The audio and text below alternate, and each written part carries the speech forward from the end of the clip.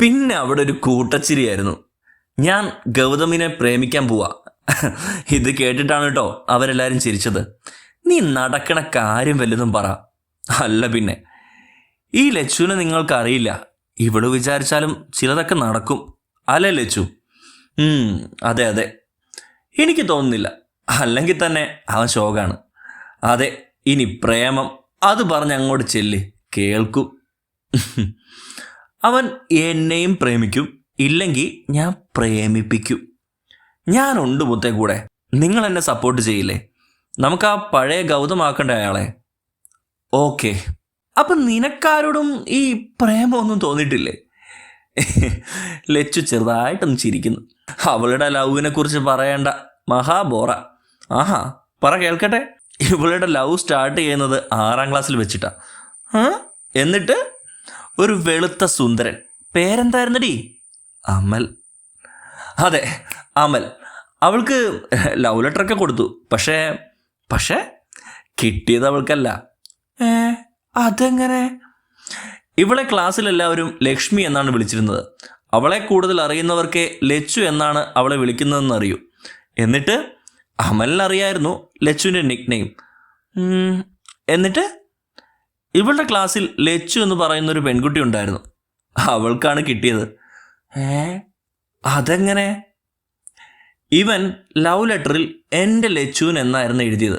പിന്നെ അവൻ്റെ ഫ്രണ്ടിനോട് പറഞ്ഞു ഇത് ലച്ചുവിന് കൊടുക്കാൻ. അവൻക്കറിയില്ലായിരുന്നു ലക്ഷ്മിക്ക് ലച്ചു എന്നുള്ള പേരും. അവൻ കൊണ്ടുപോയി കൊടുത്തതോ ഒറിജിനൽ ലച്ചുവിന്. എന്നിട്ടെന്താവാൻ, അവൻ പറഞ്ഞു കൊടുത്തുന്ന്.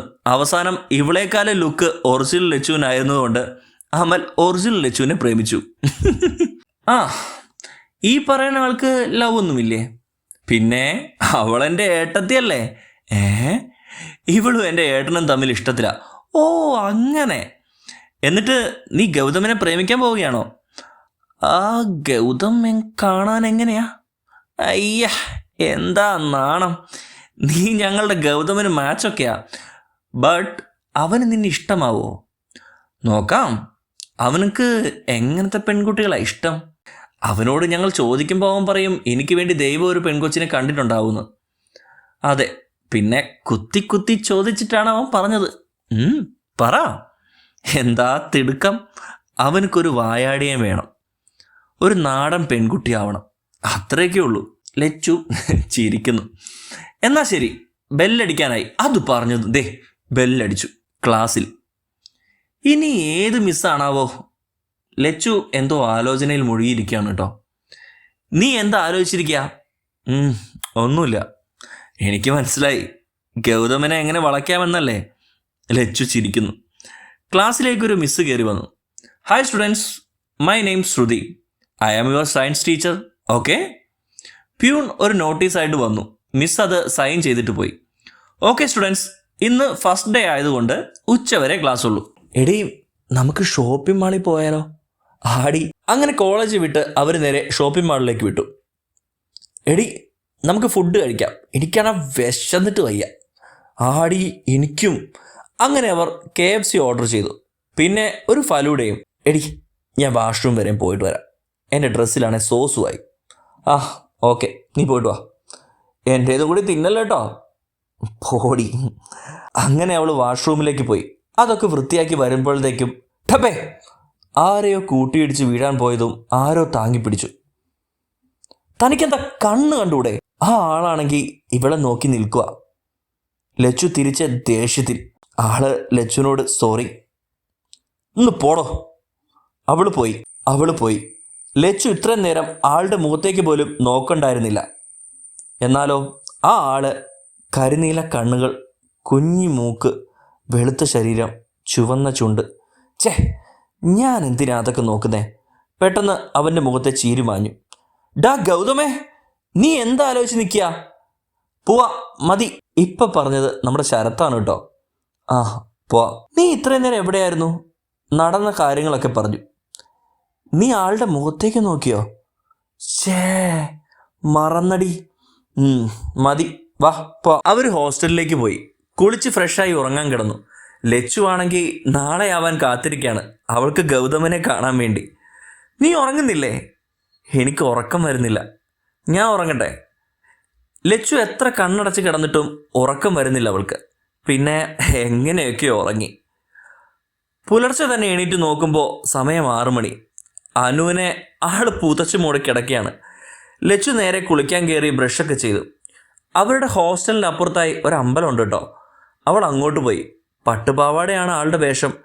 ലൈറ്റ് ബ്ലൂ ബ്ലൗസും ലൈറ്റ് പിങ്ക് കളർ പാവാടയുമാണ്. അമ്പലത്തിൽ അധികം ആൾക്കാരൊന്നും ഉണ്ടായിരുന്നില്ല. അവൾ തൊഴാൻ പോയി. അനു എണീറ്റ് നോക്കുമ്പോൾ ലച്ചുവിനെ കാണാനില്ല.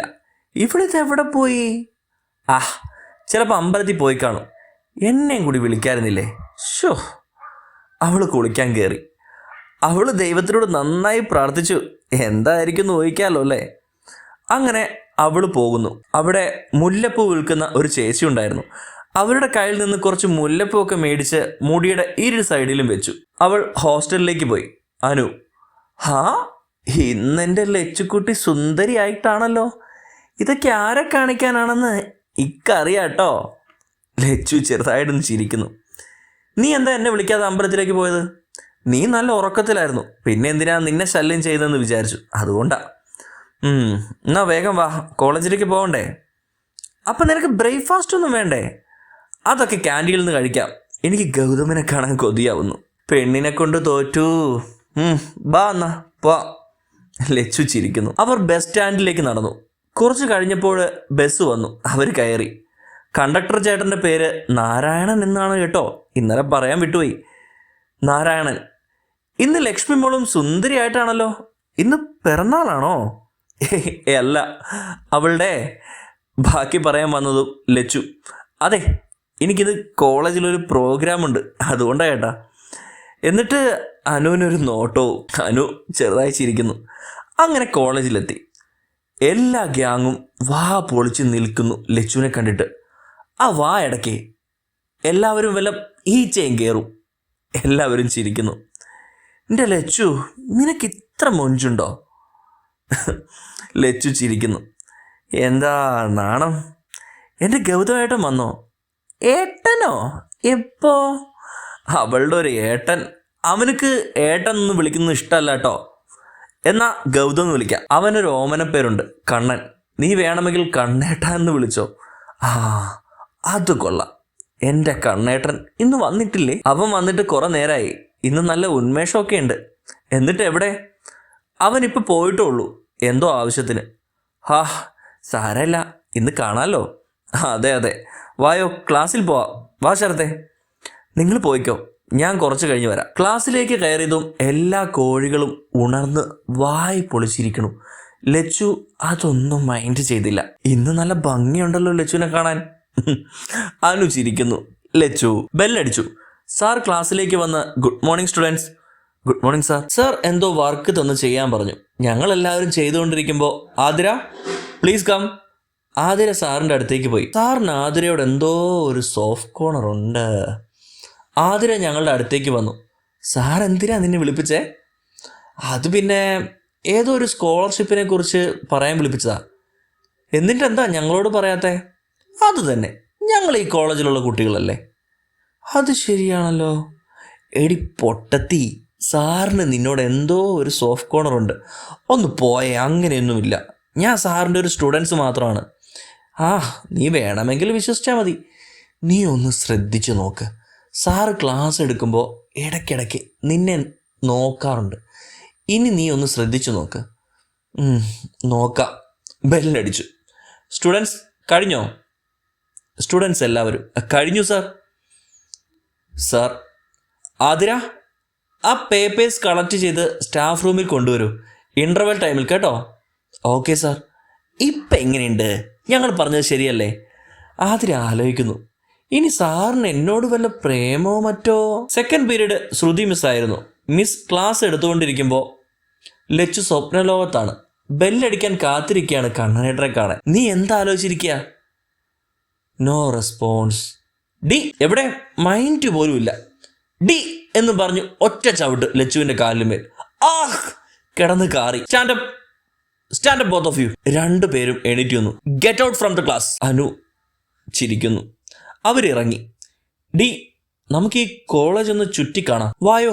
എവിടെയെങ്കിലും വെച്ച് കണ്ണേട്ടനെ കാണാൻ പറ്റിയാലോ? അതിന് നീ ആളെ ഇതിനു മുമ്പ് കണ്ടേക്കുന്നോ? ഇല്ല. അങ്ങനെ അവർ ഗ്രൗണ്ടിലേക്ക് പോയി. അവിടെയാണെങ്കിലോ നിറച്ച് ബോയ്സ്. അതിലൊരുത്തൻ, എടാ നല്ലൊരു പീസ്. അതേടാ, ലച്ചുവിനെ നോക്കിയാണ് പറഞ്ഞത്. അതും പറഞ്ഞ് ലച്ചുവിനെയും അനുവിൻ്റെയും അവരുടെ ചുറ്റിനെ വട്ടമാക്കി. ഇപ്പോ അവരുള്ളത് നടുവിലാണ്. അവരുടെ ഗ്യാങ്ങിന്റെ ലീഡറിനെ വിളിച്ചു അവന്മാര്. എടാ ജോനെ, പുതിയൊരു ഐറ്റം വന്നിട്ടുണ്ടടാ. അത് പറഞ്ഞതും അവൻ ഓടി വന്നു. പ്ലീസ് ഞങ്ങൾ പോയിക്കോട്ടെ, നീ വേണമെങ്കിൽ പൊക്കോ, പക്ഷെ ഇവിടെ നിന്നോട്ടെ പ്ലീസ് ചേട്ടാ. ജോൺ ലച്ചുവിന്റെ കയ്യിൽ കയറി പിടിച്ചു. വിടറാ കൈ. ജോൺ അവൻ വിട്ടില്ല. നിന്നോടല്ലേ വിടാൻ പറഞ്ഞത്? അതും പറഞ്ഞ് കരണക്കുറ്റി നോക്കി ഒന്ന് പൊട്ടിച്ചു. ഡീ, നീ എന്നെ തല്ലിയല്ലേ? നിനക്ക് ഇത്ര അഹങ്കാരമോ? അവളെ അടിക്കാൻ കൈ പൊന്തിച്ചതേ ഓർമ്മയുള്ളൂ.